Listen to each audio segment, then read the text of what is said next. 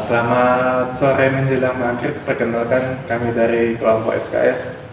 Di sini kami akan melakukan presentasi tugas pre-UTS kami.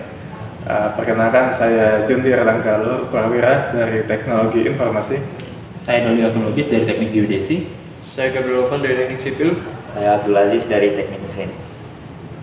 Baik, berikut presentasi dari kelompok kami. Di tengah dinamika geopolitik global yang semakin kompleks, Indonesia memposisikan diri mereka sebagai negara yang paling agresif di bidang militer.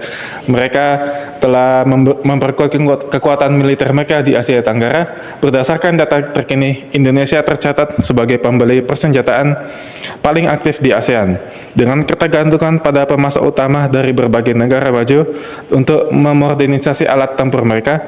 Langkah strategis ini mencakup pengadaan teknologi tinggi seperti kesepakatan pembelian jet tempur siluman KAN dari Turki yang didukung melalui skema pembiayaan utang luar negeri, serta impor berbagai alat tempur lainnya, mulai dari kapal selam hingga radar canggih. Namun masifnya pengadaan alat tempur ini juga menyingkap tantangan internal. Lamhanas RI mencatat adanya kelemahan fundamental dalam ekosistem industri pertahanan domestik yang meliputi stagnansi alokasi anggaran, keterbatasan penelitian dan pengembangan, serta belum tercapainya skala ekonomi yang ideal. Kondisi ini menciptakan celah antara kepemilikan teknologi militer mutakhir dengan kemampuan pengelolaan dan pemeliharaan infrastruktur pertahanan di dalam negeri. Di sisi lain, struktur organisasi Tentara Nasional Indonesia atau TNI memiliki jangkauan teritori yang sangat luas dan berlapis, mulai dari markas besar Komando Daerah Militer, Komando Resor Militer, Komando Distrik Militer, hingga tingkat Komando Rayon Militer.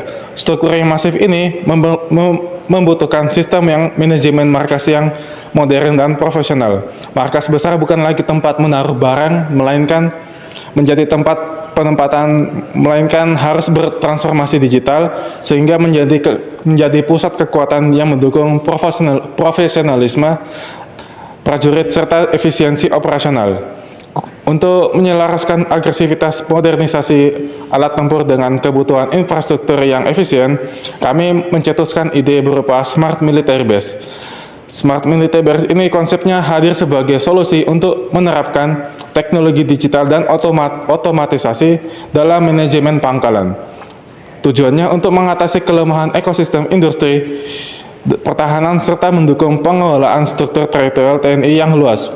Melalui Smart Military Base ini, Indonesia diharapkan mampu mengoptimalkan penggunaan anggaran pertahanan, memperkuat pengawasan aset teknologi tinggi, dan mewujudkan visi tentara profesional yang didukung oleh infrastruktur berbasis data dan teknologi terkini. Pembangunan Smart Military Base ini ada beberapa tujuan. Yang tujuan pertama itu mengatasi keterbatasan industri pertahanan domestik dengan memaksimalkan pemanfaatan teknologi cerdas. Meskipun industri pertahanan Indonesia pada saat ini masih terbatas, hal ini bisa diatasi dengan memanfaatkan teknologi cerdas. Dengan begitu, kemampuan pertahanan bisa ditingkatkan tanpa bergantung pada impor. Lalu, tujuan kedua itu ada memperkuat pengawasan dan pengamanan aset militer yang terintegrasi sehingga meminimalisir ancaman. Pengamanan aset militer ini berkaitan sama pangkalannya, alutsistanya, maupun wilayah strategis yang dapat dipantau melalui sistem yang terintegrasi, sehingga ancaman lebih cepat terdeteksi dan ditangani lebih efektif. Lalu tujuan yang terakhir ini ada meningkatkan efektivitas koordinasi militer melalui sistem komunikasi dan informasi yang terintegrasi, sehingga aliran data dapat berlangsung secara cepat, akurat, dan real time. Koordinasi antar satuan militer ini menjadi lebih baik karena didukung oleh sistem komunikasi dan informasi yang saling terhubung. Data dapat dikirim dan diterima secara cepat, akurat, dan real time sehingga pengambilan keputusan dapat dilakukan lebih cepat dan respon terhadap suatu situasi. Dengan kolaborasi keempat keilmuan teknik ini diharapkan dapat mencapai semua tujuan dari pembangunan Smart Military Base ini.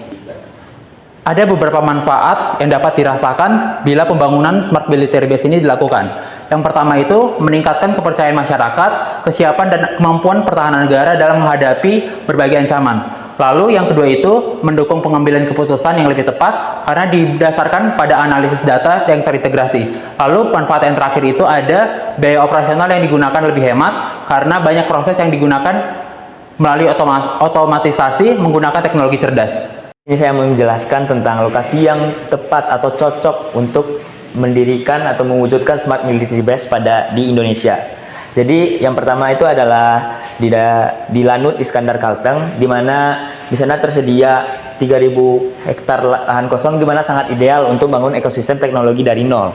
Selanjutnya di daerah Balikpapan atau di ibu kota baru kita di IKN, di sana tentunya karena ibu kota tentu akan menjadi incaran dari musuh-musuh kita. Jadi kita butuh perlindungan untuk melindungi ibu kota baru kita. Selanjutnya di Lanut Sultan Hasanuddin Sulsel, di mana di sana emang udah ada fasilitas militer sebelumnya, di mana merupakan fasilitas udara dan laut paling padat di wilayah timur. Jadi kita tidak perlu memerlukan biaya yang lebih besar dengan membangun smart military base yang dari nol, jadi membutuhkan biaya yang lebih sedikit. Selanjutnya di Lanut Supadio Kalimantan Barat, di mana di sana akan menjadi pusat pengawasan perbatasan kita, terutama di wilayah Natuna sama Malaysia. Lanjut ada posisi di Lanut Rusmin Nurjadin Riau, di mana di sana merupakan kawasan yang paling dekat dengan Selat Malaka, di mana merupakan pusat perdagangan global. Selanjutnya itu ada di Lanut Halim Jakarta, di mana seperti yang kita tahu, Jakarta masih menjadi pusat dari Komando Nasional, sehingga karena belum sepenuhnya pindah ke IKN, jadi di bagian Lanut Halim Jakarta sebaiknya tetap menjadi pusat Komando Nasional. Jadi ada jarak, walaupun apabila terjadi serangan di IKN, di Jakarta masih ada sebagai pengganti yang cocok atau alternatif apabila terjadi serangan, atau sebaliknya. Mungkin sekian. Oke, nah kemudian mengapa SDM menjadi kunci smart military base? Pertama, dengan smart military base, semua teknologi memerlukan operator cerdas, karena teknologi-teknologi yang kita implementasikan hanya merupakan sebuah alat untuk sebuah operator yang menggunakan supaya menjadi berguna. Dan kemudian untuk alasan kedua, lokasi menentukan profil SDM. Nah, karena di rencana kita itu setiap smart military base itu akan memiliki spesialitas terkhusus dan memerlukan profil SDM setempat untuk memenuhi skill set tersebut itu. Contohnya di perbatasan, yaitu seperti di Supadio dan Riau membutuhkan SDM yang intelijen dan untuk keamanan siber yang non konvensional. Kemudian di IKN Balikpapan juga memerlukan SDM untuk pengamanan orang-orang penting, ya karena menjadi ibu kota negara, dan untuk pengawasan drone. Dan untuk pusat komando di Halim memerlukan arsitek sistem dan juga untuk analisis big data. Dan terakhir, SDM lokal merupakan ketahanan nasional. Karena SDM lokal mendatang dari WNI, warga Indonesia sendiri, itu akan menciptakan suatu nasionalitas dan juga loyalitas yang tidak akan terancam seperti jika misalnya menggunakan teknisi asing yang bisa mengucapkan informasi. Mungkin juga bisa. Dan juga untuk mencari SDM tersebut dapat rekrutmen dengan bantuan oleh universitas tempat, baik itu dari universitas PTN, mau itu swasta atau mungkin juga dari Akmil dan sekolah tinggi lainnya. Untuk informasi sendiri perannya apa? Di sini ada contoh pertama, sistem informasi komando terpusat.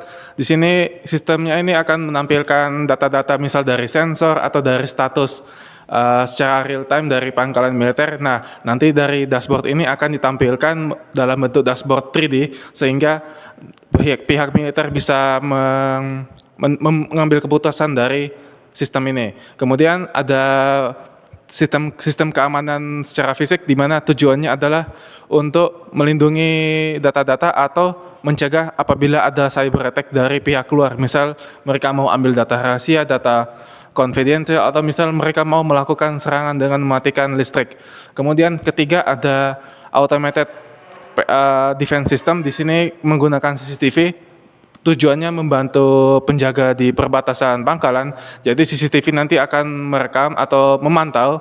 Terus kalau ada objek nanti akan ditentukan apakah dia ancaman atau tidak. Kalau misal dia ancaman, dia akan mengurung si ancaman tersebut sambil memanggil pasukan agar langsung beraksi. Nah, teknik sipil berperan untuk membangun pangkalan dan menyediakan fasilitas-fasilitas untuk operasi pangkalan militer tersebut. Nah, pangkalan itu akan sebagian besar dibangun dengan concrete dan high performance concrete and fiber reinforced polymer, yaitu digunakan untuk membuat struktur yang kokoh terhadap serangan. Nah, untuk fasilitas itu sendiri bisa dibagi menjadi 3 bagian, yaitu untuk fasilitas sehari-hari di pangkalan seperti baraks, kantin, rumah sakit, pusat damkar, dan juga pusat polisi, dan juga ada fasilitas pertahanan dan komando, yaitu tembok pertahanan dan juga pusat komando yang dilengkapi dengan pusat telekomunikasi dan juga sistem informasi komando terpusat. Dan yang terakhir ada juga fasilitas untuk penyimpanan alutsista, pembangkit tenaga smart microgrid, dan juga bunker pertahanan. Dan peranan sipil untuk membangun smart military base ini adalah membangun sarana transportasi dan juga penyediaan air, dan di lapangan sipil juga menyediakan infrastruktur bongkar pasang cepat untuk kondisi-kondisi darurat dan medan tertentu. Ini saya ingin menjelaskan peranan teknik mesin pada proses pendirian Smart Military Base. Jadi yang pertama pada bidang mekanikal, terutama pada sistem senjata otomatis, teknik mesin memiliki peranan dalam mendesain komponen-komponen yang dibutuhkan dalam sistem senjata otomatis seperti motor dan akuator dengan menggunakan software SolidWorks. Pada bidang kendali, terutama salah satunya kendaraan otonom UGV, teknik mesin memiliki peranan dalam merancang kendaraan yang bisa digunakan di berbagai medan. Selanjutnya pada bidang energi yang berfokus kepada smart microgrid, teknik mesin memiliki peranan dalam perancangan hardware yang dibutuhkan oleh smart microgrid seperti inverter, baterai lithium militer, sama panel surya. Selanjutnya pada bidang struktur, bunker tahan ledakan salah satunya itu. Teknik mesin memiliki peranan dalam menentukan material sama menganalisis simulasi ledakan menggunakan software FEM seperti ANSYS. Selanjutnya pada bidang propulsi, salah satunya itu drone UAV, teknik mesin memiliki peranan dalam merancang rangka sama melakukan simulasi uji aerodinamika dengan ANSYS Fluent. Peran geodesi dalam pembangunan sistem military base ini lebih berfokus pada penggunaan penginderaan jauh. Yang pertama itu adalah peran untuk memonitoring deformasi tanah yang menggunakan alat inclinometer. Alat ini bekerja dengan menaruhnya di dalam tanah. Pemantauan deformasi tanah ini bisa juga menggunakan sensor GNSS. Lalu sensor GNSS ini diletakkan di permukaan tanah yang terbebas dari halangan ke langit, lalu terhubung dengan sensor yang ada, lalu sensornya terhubung ke satelit yang ada di luar angkasa.